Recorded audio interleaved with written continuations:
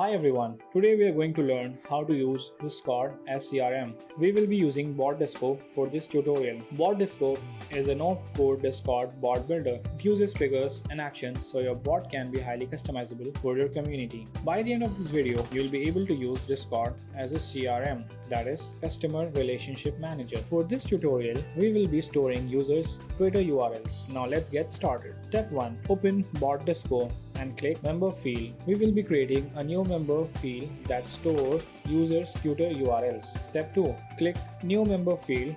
In the same field, enter the name of the field, and in the type field, choose a text, and then in the description field, describe what the member field does, which in this case stores users' Twitter URLs. Now your member field is created. You can either fill the details manually by going into the members list and clicking on the field as shown on the screen. Another way of doing this is to create a flow where users can input their Twitter URLs by using a command. To do this, let's again go to Bot Disco Builder. Step 3. Click New Flow, then use custom/command as a trigger. Step 4. Name the command, set socials, and give a description.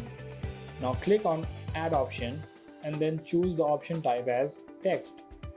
Rename it to Twitter URL and make it required. Click on Add Action and scroll down and select Set Member Field. Now in the field option, select user that ran the /command Twitter. In the value field, choose the Twitter URL option that we just created as shown on the screen. Now, to notify the user, let's create a reply. To do this, click Add Action and select Reply to /command. Add the description as shown on the screen and keep the command private.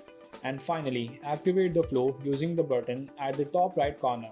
It's done. Let's go test it on our channel. So this is how you can use Discord as a CRM by making a no-code Discord bot using Bot Disco.